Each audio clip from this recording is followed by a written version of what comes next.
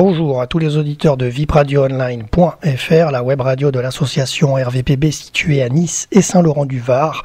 Ici Jérôme à l'antenne, vous écoutez l'émission spéciale reportage VIP lecture en fête, co-animée avec ma collègue animatrice et écrivain Laurence Dionigi, qui est présente sur cette rencontre littéraire lecture en fête qui se tient les 6 et 7 décembre 2014 à Roquebrune, Cap-Martin, sur l'esplanade Jean Gioian, je vais peut-être y arriver, de 10h à 18h sur entrée libre.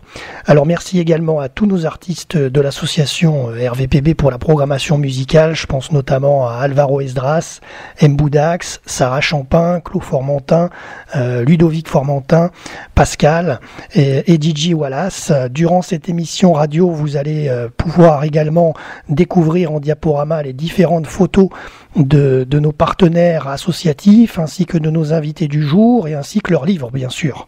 Alors l'affiche notamment de lecture en fait que vous allez pouvoir voir sur vos supports est signée Patrick Moya comme tous les ans depuis 2004 d'ailleurs.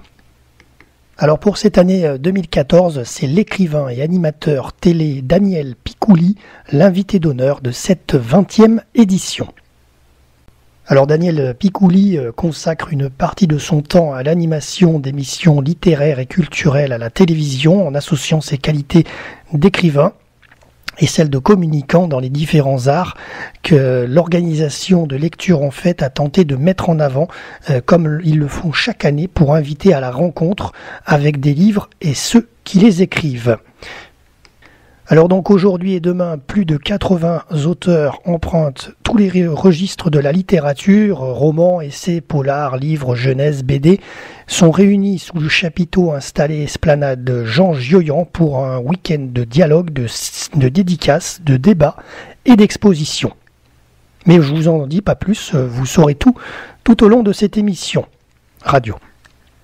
Alors on va continuer sur Daniel Picouli parce que quand même c'est l'invité d'honneur 2014, donc issu d'un milieu populaire. Daniel Picouli a grandi dans la banlieue parisienne entouré de 12 frères et sœurs. Après des études de comptabilité, de gestion et de droit, il devient maître auxiliaire, puis en 88, professeur de comptabilité en classe de BTS dans le 13e arrondissement de Paris. En 92, paraît, grâce à la collaboration de Daniel Pénac, son premier roman, La Lumière des Fous, rapidement suivi de 2 polars, Neck et les larmes du chef. Mais il faut attendre 1995 et le succès de sa saga familiale, Le Chant de Personne, pour qu'il s'impose en tant qu'écrivain. Depuis, tous ses écrits reçoivent un bel accueil du public et des critiques. Parmi eux, on peut citer notamment L'Enfant Léopard, un prix Renaudot 1999, la bande dessinée Retour de flamme en 2003 et La 13e mort du chevalier en 2005 ou encore Un beau jeudi pour tuer Kennedy en 2006. D'abord présentateur télé de son Café Picouli sur France 5, il est ensuite aux manettes du café donc littéraire de France 2 depuis septembre 2008. Alors par contre en 2012 cette émission télé Café Picouli s'est arrêtée et ses débuts au théâtre d'ailleurs donc c'est ses débuts au théâtre avec La faute d'orthographe et ma langue maternelle, initialement jouée pendant le Off d'Avignon. Son dernier ouvrage s'intitule Leçon d'observation. Césaria, petite femme aux pieds nus, Césaria, petite fleur des rues, ta voix forgée par les épreuves nous parle. Elle est sincère, Césaria, Césaria, petite dame aux pieds nus de ton île. Les alizés nous ont portés tes mélodies et tes complaintes. C'est la morna, Césaria. La morna, c'est la musique de ton île. Elle chante la terre, le soleil, la souffrance de tes frères. Césaria, ta voix lascive et envoûtante, façonnée par les épreuves et par le temps, parle à nos cœurs et à nos âmes. Césaria, c'est la saudade, la saudade, saudade, saudade, saudade, saudade. Elle est l'âme de ton île, elle chante la terre, le soleil, la souffrance de tes frères. Elle porte en elle les amours et les peines. Sa langueur est une douce nostalgie. Césaria, grande artiste reconnue, tes chansons et tes rythmes sont des voyages. Ils ont fait le tour de la terre pour chanter si bien ton Cap-Vert. Ils ont fait le tour de la terre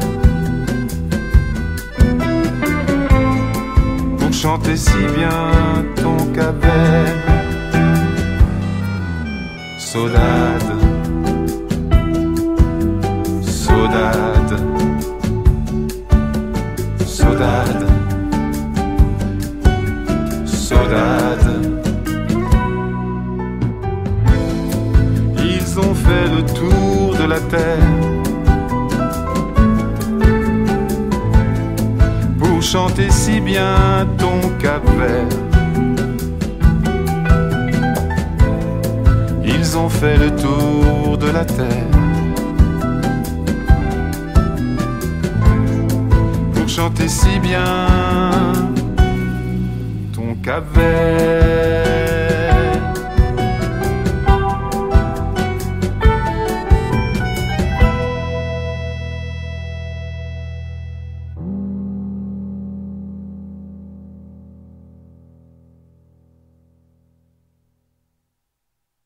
Alors passons tout de suite maintenant aux différents programmes de ce samedi 6 décembre et 7 décembre. Et ensuite on retrouvera tout à l'heure Laurence Dionigi en direct depuis les stands, étant donné que moi je suis à la régie, à Saint-Laurent-du-Var. Alors donc aujourd'hui et demain, donc samedi et dimanche, des tables rondes et des rencontres pendant toute la durée du salon. Patrick Zer, ancien rédacteur en chef de RMC Info, et Paul Barelli, correspondant du journal Le Monde, président du club de la presse Méditerranée 06, animeront des tables rondes et des rencontres sous le chapiteau.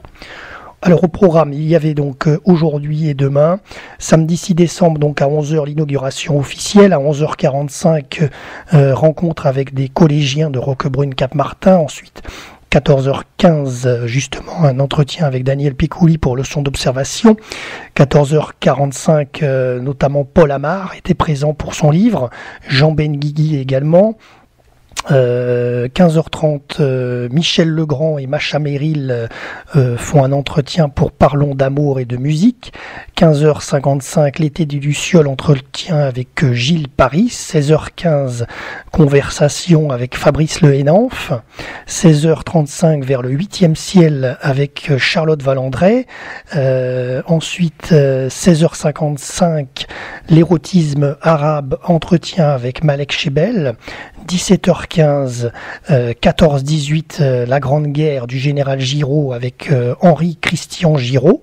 17h35, ce sera la dernière conférence du samedi 6 décembre, Les hommes en trop, la malédiction des chrétiens d'Orient, entretien avec Jean-François Colosimo. Et pour le dimanche 7 décembre, le programme, 11h, le liseur du 6h27, entretien avec Jean-Paul Didier Laurent, qui sera d'ailleurs un de nos invités en duplex avec Laurence Dionigi. Ensuite, 11h35, les biographies table ronde avec Thomas Negaroff et Jean-Paul Cointet, ainsi que Bernard Lecomte. 14h10, 22 Vlave Julie, entretien avec Véronique Geneste, présente. 14h30, les biographies table ronde avec Alain Vircondelet, Franck Maubert et Eugène Sacomano, le commentateur sportif de foot sur Europe à l'époque. 15h15, Ala et Grand, La République aussi, entretien avec Lydia Guirousse. 15h35, entretien avec Roland Sicard. 15h55, table ronde avec Maude Tabachnik, Aurélie de Gubernatis, qui d'ailleurs sera avec nous tout à l'heure en invité, et Philippe Leroy, pour une actualité autour du polar. 16h40, un espoir, désespoir avec entretien avec Félag. 16h55, sans question sur l'univers, entretien avec Jean-Pierre Luminet. Et pour terminer la soirée et la journée, 17h15, sacré italien avec Alberto Toscano en entretien. Voilà concernant les plannings. Voilà, donc après ce planning, continuons donc cette émission. 80 auteurs sont présents cette année 2014. Alors voici une petite liste de notre propre chef, bien sûr non exhaustive. Nous allons parler de nos partenaires associatifs, bien sûr, présents sur cet événement. Nous parlerons également de l'actualité de nos 3 invités du jour. J'en dis pas plus, je vais vous les donner dans quelques instants. Et on parlera évidemment des VIP, des Very Important People qui sont présents sur cette rencontre littéraire à Roquebrune Cap-Martin. Donc plusieurs domaines de lecture. Donc premier domaine, la jeunesse. Deuxième domaine, la bande dessinée. Troisième domaine, bien sûr, la littérature. Alors, qui est présent en littérature, notamment? Eh bien, il y a Paul Amar, Muriel B. Alors, Muriel B, J'ai suicidé mon boss, c'est son livre sur le burn-out. Muriel B, qui d'ailleurs est animatrice sur vipradioonline.fr tous les samedis, de 21h à 21h15. Elle anime sa chronique Muriel B. Voilà, vous pouvez la retrouver. Ensuite, au niveau des VIP, il y a aussi Jean Benguigui, qui est souvent aux côtés de Laurent Ruquier. Ensuite, Laurence Dionigi, qui est avec moi aujourd'hui pour présenter et co-animer cette émission, mais elle est également écrivain, il faut le dire. Donc, elle a un stand également pour son livre La légende B des couleurs, aux éditions B des Anges. Et d'ailleurs, son livre a été traduit en russe pour les Russes. Donc, il est en vente sur des sites internet russes. Voilà. Ensuite, Aurélie du Gubernatis, qui sera d'ailleurs notre invitée dans quelques minutes, avec son livre L'Impasse. Jean-Paul Didier Laurent, invité également de vipradioonline.fr avec son livre Le liseur du 6h27. Au niveau des VIP, il y a également Véronique Geneste qui est présente aujourd'hui à Roquebrune Cap-Martin. Au niveau de notre partenaire, eh bien on va en parler, c'est Patrick Lecointe. Patrick Lecointe, c'est le directeur des éditions RIC. Alors il est présent sur le festival sur cette rencontre littéraire, notamment avec son ami Sergueï Kolesnikov. Patrick Lecointe a mis en lecture et a mis en forme le livre de son grand-père qui est décédé, qui était un poilu de la guerre 1914-18 et donc qui avait écrit ses mémoires. Et donc Patrick Lecointe a sorti ce livre, a repris les notes et a créé ce livre Valère, un poilu de 14-18 aux éditions RIC, donc à découvrir sur ces rencontres littéraires. Et puis sinon vous pouvez aller sur le site des éditions RIC via Google pour acheter le livre par correspondance. Ensuite on continue sur les VIP. Alors Macha Merrill présente, Patrick Moya, l'artiste niçois et écrivain, présent également. Et Daniel Picouli, bien sûr, l'invité d'honneur. Eugène Sacomano, donc on en a parlé tout à l'heure, le commentateur sportif, présent également pour son livre. Charlotte Valandré, la comédienne et actrice, qui suite à plusieurs maladies a fait un livre et elle est présente aujourd'hui. Donc voilà pour Charlotte Valandré, et également une personne inattendue un petit peu, je dirais, parce que c'est pas un VIP, c'est pas une personne qui a écrit des livres récemment dans nos contacts de l'association RVPB, mais c'est Patrick Villardry. Alors Patrick Villardry, vous en avez sûrement entendu parler, puisque c'est d'ailleurs le premier maire adjoint de la ville de Saint-Laurent-du-Var, et donc il a écrit un livre, Sauveteur au nez d'or, ancien pompier, Donc du coup, il a fait ce livre et il est présent sur ce café littéraire, sur cette rencontre littéraire Lecture en Fête à Roquebrune, Cap-Martin. Et pour terminer, toujours dans la rubrique littérature, bien sûr, notre troisième invité du jour, c'est Jean-Claude Volpi, qui est là pour son nouveau livre Menton 1909-1919, récits et souvenirs. Voilà, au micro de Laurence tout à l'heure. Donc maintenant, on va parler des différentes expositions qui aussi ont lieu durant cette rencontre littéraire.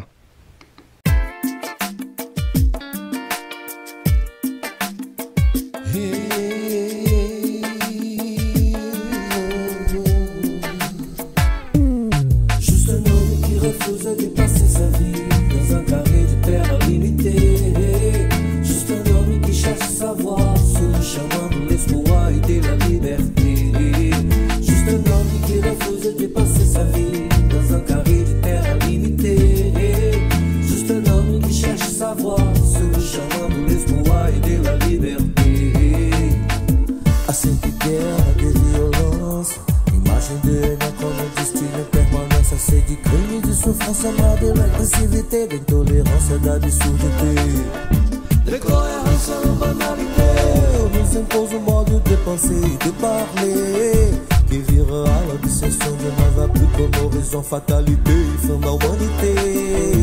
Juste un homme qui refuse de passer sa vie dans un carré de terre limité. Juste un homme qui cherche sa voie sur le chemin de l'espoir et de la liberté. Juste un homme qui refuse de passer sa vie dans un carré de terre limité. Juste un homme qui cherche sa voie sur le chemin de l'espoir et de la liberté. Assez du l'air, du manigance, petit enfant qui traite personne insouciance. Assez du monde et du potentiel de la télévision, de pilonnage et de perversité, de prédiction en actualité. La fin du monde est annoncée, datée, programmée. Fébrilité, dépression, montée de l'agressivité qui nous fait perdre notre humanité. C'est des guerres, des violences, images de haine qu'on nous distille en permanence. Assez de crimes, de souffrances, marre de l'agressivité, l'intolérance, l'absurdité. Assez de l'air, de manigance, enfants qui trop tôt perdent son insouciance. Assez de mort.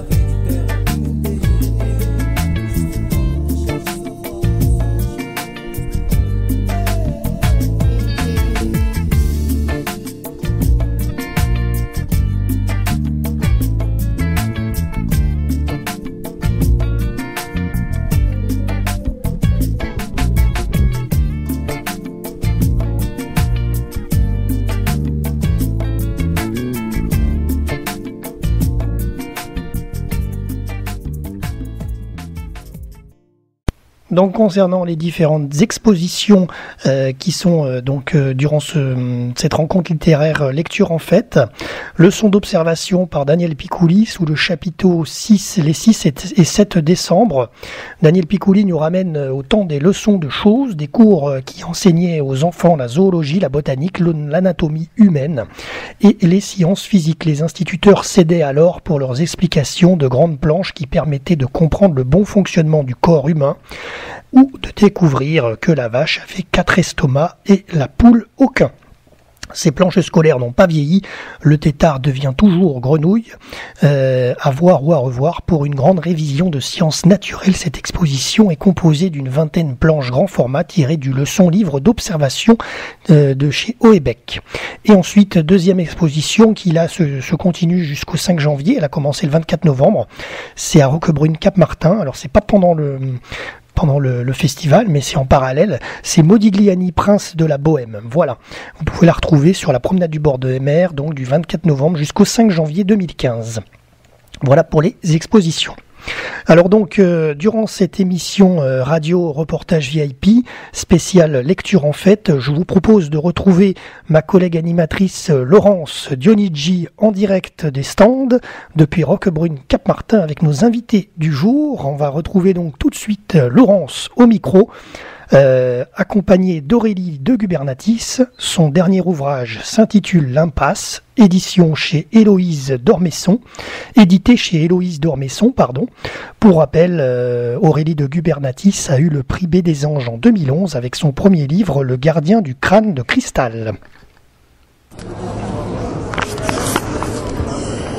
Alors Aurélie de Gubernatis, comme on se retrouve depuis 2011, vous aviez eu le prix B des Anges, n'est-ce pas, pour 2011 Les Gardiens du Temps. Qu'est-ce que vous venez nous présenter aujourd'hui au Salon du Livre de Roquebrune Cap-Martin, s'il vous plaît? Oui, bonjour. Alors aujourd'hui, je vous présente L'Impasse, qui est mon dernier roman sorti en avril de cette année, aux éditions Héloïse Dormesson. Et c'est l'histoire, si vous voulez, qui démarre avec Estelle, une jeune étudiante en médecine, brillante et surtout très studieuse, qui se retrouve le jour de l'examen de médecine, qui se trouve avoir fait une impasse, malheureusement, puisqu'elle était malade, et le sujet tombe sur la seule impasse qu'elle ait faite, et elle est complètement ravagée, parce que pour elle c'est impossible d'avoir fait une impasse et se retrouver à l'examen avec ce vide, ce blanc. Et il se trouve que Jocelyn à côté, qui est brillant, échange sa copie volontairement et donc lui offre l'examen et le succès et le passage dans l'année supérieure, en se sacrifiant lui-même.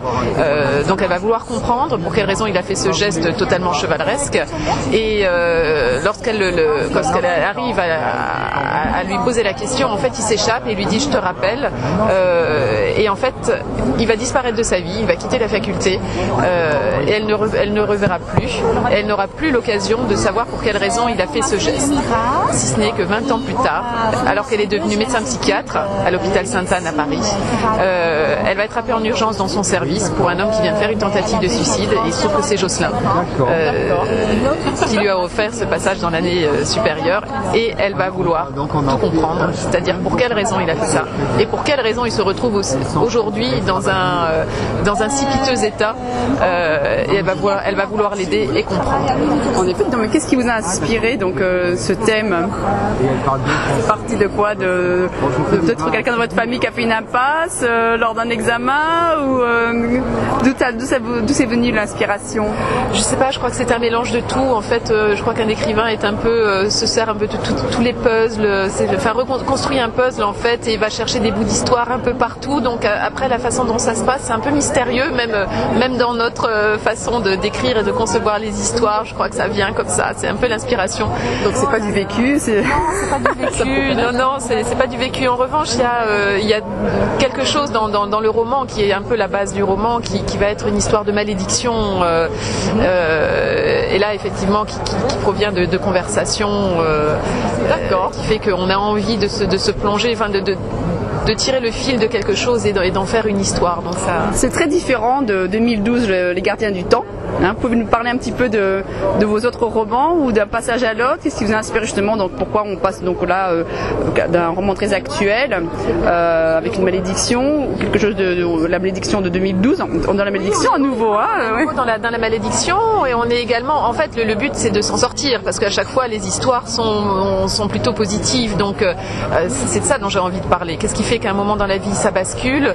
Le secret le secret aussi, le secret familial, c'est ça, puisque bon, avec mon métier antérieur, je dirais, qui est celui de notaire, je suis très bercée par ces histoires. Donc, mais chez moi, il y a un côté plutôt positif qui a toujours envie d'en sortir, et le message était que la malédiction, elle n'a de force que parce qu'on y croit.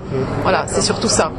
Très bien. Est-ce que vous avez un 4e roman en gestation, avec toujours la malédiction comme trame, malédiction un peu différente selon les pays? Un peu, tout à fait. C'est là-dedans, mais avec toujours l'envie d'en sortir. Bon, c'est positif à la fois. Pas sûr que pour tous les personnages. Vous arrivez à combiner votre travail de notaire avec votre travail d'écrivain? Alors maintenant, j'ai arrêté celui de notaire. Ah oui. Voilà. Ça donne, avec les promotions, c'est pas toujours simple. Ça prend beaucoup de temps, donc. Vous pouvez nous parler un petit peu du prochain roman ou pas encore? Écoutez, pour l'instant, il est encore dans la tête. Il est pas. Mais je pense que l'histoire se situera à Cuba. Voilà. Cuba. C'est bien. On voyage entre Cancun, là sur Paris. Celui qui s'appelle Le Gardien du Crâne et Cristal, c'était à quel endroit il se situait? C'était dans les Appalaches, aux États-Unis. D'accord. Dans les Great Smoky Mountains. Oui, il faut que le lecteur s'évade aussi. Hein. Exactement. Écoutez, Aurélie Gubernatis, merci. Donc je rappelle votre dernier roman, L'Impasse, aux éditions Héloïse d'Orbesson. Au revoir, merci. Merci, au revoir.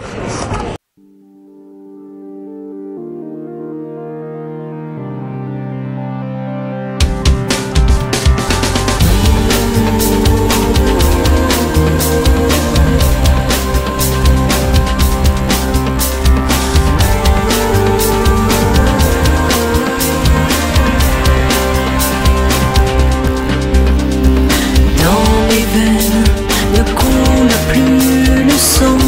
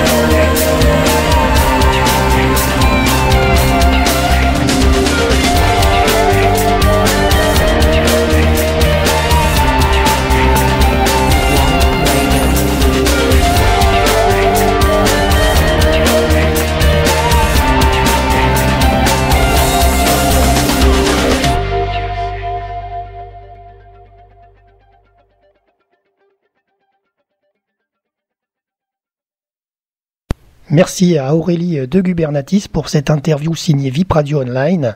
Retrouvons maintenant Laurence à nouveau en duplex avec notre régie mobile à Roquebrune Cap-Martin depuis les stands de Lecture en Fête avec notre deuxième invité Jean-Paul Didier Laurent qui a été 2 fois lauréat pour le prix Hemingway pour ses nouvelles. Aujourd'hui, il est accompagné de son dernier roman, Le liseur du 6h27 aux éditions Au Diable Vauvert. Bonjour Jean-Paul Didier Laurent. Bonjour. Alors nous sommes au Salon du Livre de Roquebrune Cap-Martin et vous venez avec un livre qui s'intitule Le liseur du 6h27 aux éditions Au Diable Vauvert. Est-ce que vous pouvez nous raconter un petit peu de quoi il s'en retourne, s'il vous plaît? Alors le personnage principal de ce roman s'appelle Guylain Vignol. Donc c'est un personnage qui vit plutôt dans la morosité. Il a pour travail la terrible tâche de nourrir un pilon tous les jours, donc il détruit des milliers de livres tous les jours qu'il fait passer dans cette terrible machine qui les pilonne, les broie, les hache pour en faire de la pâte à papier. Mais comme il a beaucoup de mal à supporter ce travail, surtout moralement, tous les soirs au moment du nettoyage de cette machine, il sauve quelques feuilles qui ont échappé au massacre, quelques extraits de livres, des pages qui n'ont aucun rapport entre elles. Il sauve une dizaine de feuilles tous les soirs et ces feuilles qu'il a sauvées du massacre, il va les lire à haute voix dans le RER qu'il emporte au travail tous les matins. Donc ce fait de lire à haute voix, ça lui permet d'expier cette faute et en quelque sorte de racheter ce terrible travail de bourreau qu'il fait. C'est pour sa propre rédemption. Mais en même temps, ça devient pour les usagers de cette rame de RER 20 minutes de bonheur tous les matins pendant lesquels il fait cette lecture imposée. Et les passagers ont pris l'habitude de ce personnage à la folie douce et apprécient ces 20 minutes de lecture. Et un jour, il va découvrir dans cette rame, il va tomber sur une clé USB qui était égarée par une jeune femme. Et il va découvrir les textes qui se trouvent à l'intérieur. C'est le journal d'une jeune femme, donc, et il va tomber amoureux d'elle au travers de ses mots. Et il va partir à sa recherche. Ah, en effet, oui, c'est un roman avec une trame peu commune. Est-ce que je peux vous demander si vous travaillez dans l'édition?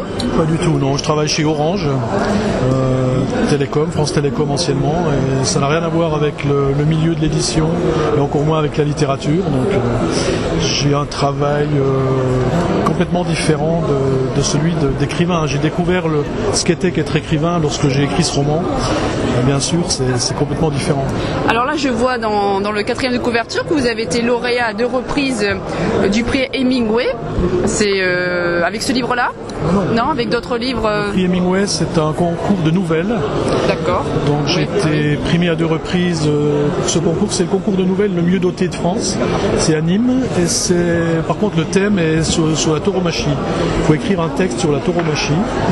Et donc j'ai gagné 2 fois ce concours. Et c'était vraiment une immense joie que de recevoir ce prix, étant donné que c'est vraiment entre parenthèses, une petite consécration au niveau de la nouvelle. Et ça m'a permis, entre autres, aussi de rencontrer Marion Mazoric, qui est la directrice de la maison d'édition du Diable Vauvert. D'accord. En effet, c'est un joli parcours. Hein.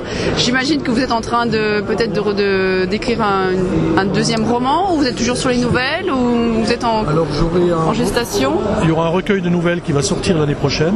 Chez quel éditeur? Alors toujours au Diable Vauvert, et il va sortir en même temps que le folio du liseur, parce que le liseur a été racheté par Folio pour les droits pour le poche. Donc il devrait sortir courant septembre l'année prochaine.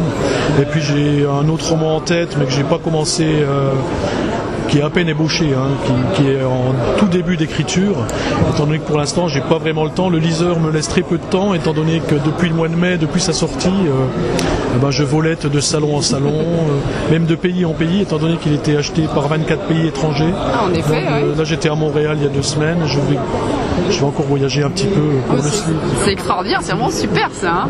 Belle histoire. Hein. Merci, c'est vrai que c'est une belle aventure. Oui, une belle aventure. C'est même complètement surréaliste au niveau du succès du livre, parce que le succès en France, à la limite, je peux peut-être me l'expliquer, mais à l'étranger, voir le livre acheté par des pays comme la Corée du Sud, qui sont tellement loin de notre culture, je suis très touché de voir que ça fonctionne même à l'étranger. Mais écoutez, Jean-Paul, c'est bonne continuation, hein, vous êtes bien parti, hein, visiblement, et très bientôt, avec déjà le prochain recueil. On peut déjà te donner le nom? Non, le nom n'est pas encore défini, comme il y a plusieurs, il y aura 12-13 nouvelles dedans, donc je ne sais pas encore quel titre on va lui donner. Bon, on verra d'ici là, on va suivre votre actualité. Donc je rappelle votre roman, Le Liseur du 6h27, aux éditions Au Diable Beauvert. Merci bien. Merci.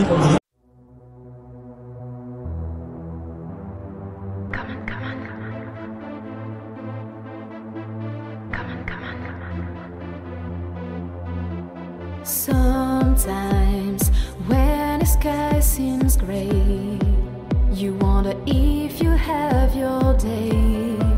I know that you will find your way. Oh, some days when you close your eyes, then you see a lot of stars. Happiness is not so far.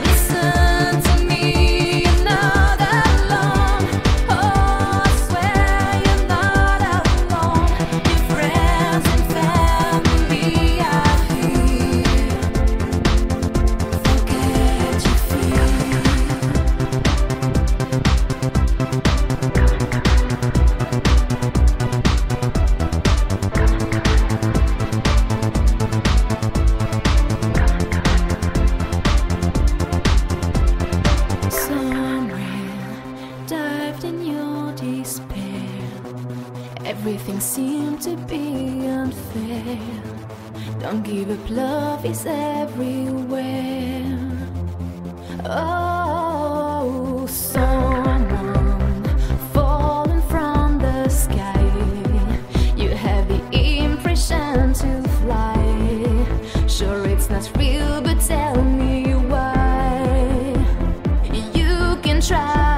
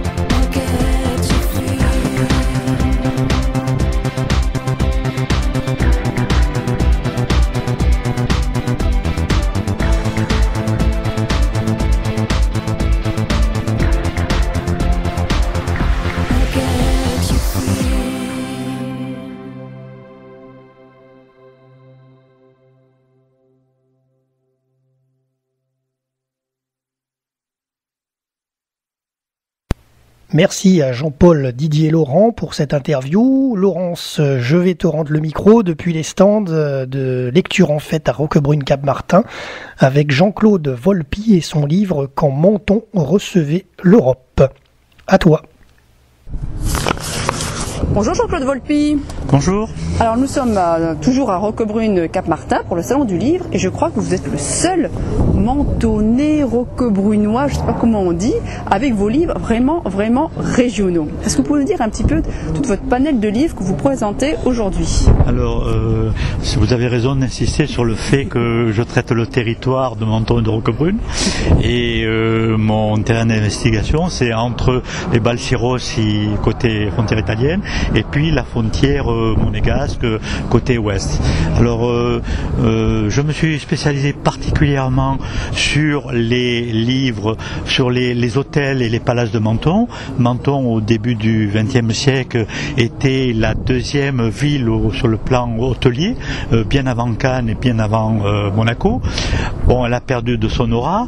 J'ai travaillé ensuite sur le Camartin, la venue de l'impératrice Sissi, de l'impératrice Eugénie de Montijo, et puis petit à petit j'ai glissé en traitant d'autres périodes comme l'Art déco à Menton.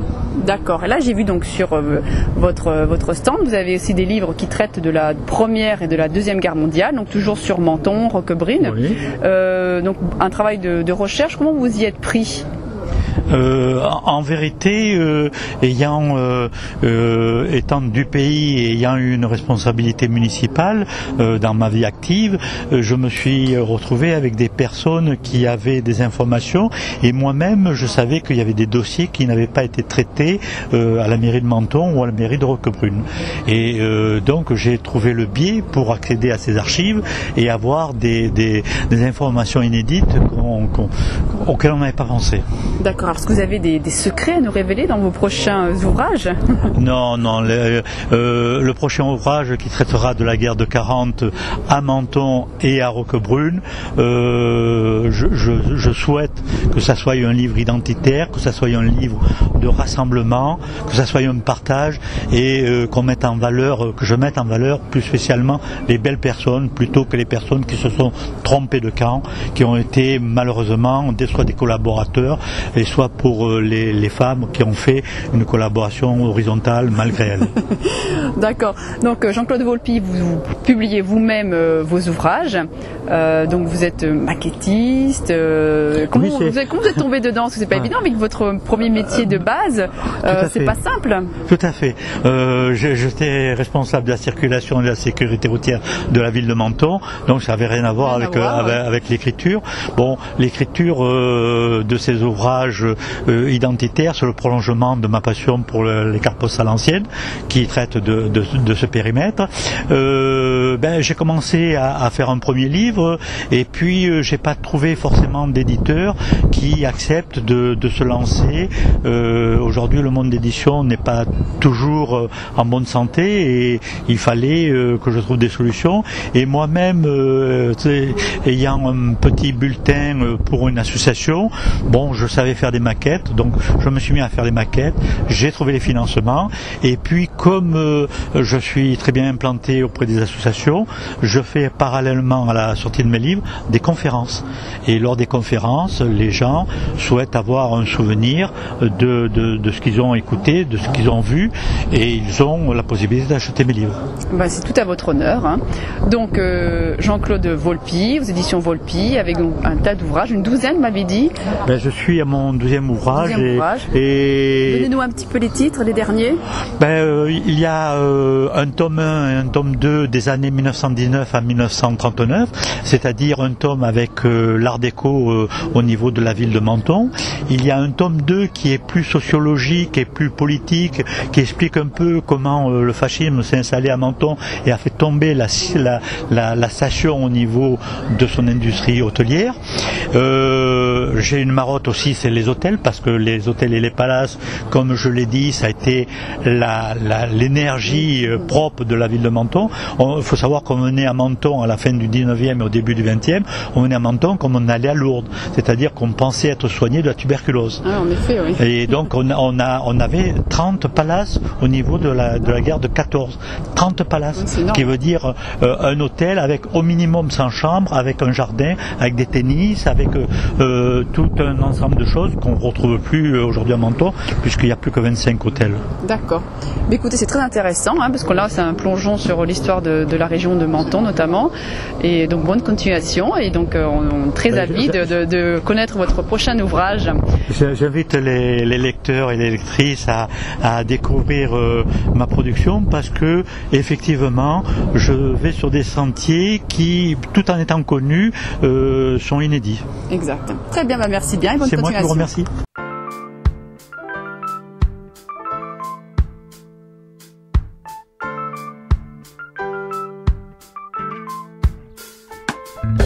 quand la lumière éteint les rues au vieux pavé. Chez le peuple cubain s'élève la fierté des festins de grandeur pour les grands arrivants qui perçoivent la chaleur ici depuis longtemps.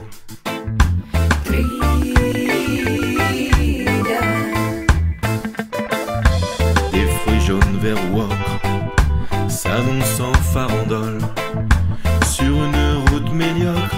Des chicasses frivoles attendent leur amour, observent chaque ligne des mains des voyageurs qui parlent avec des signes.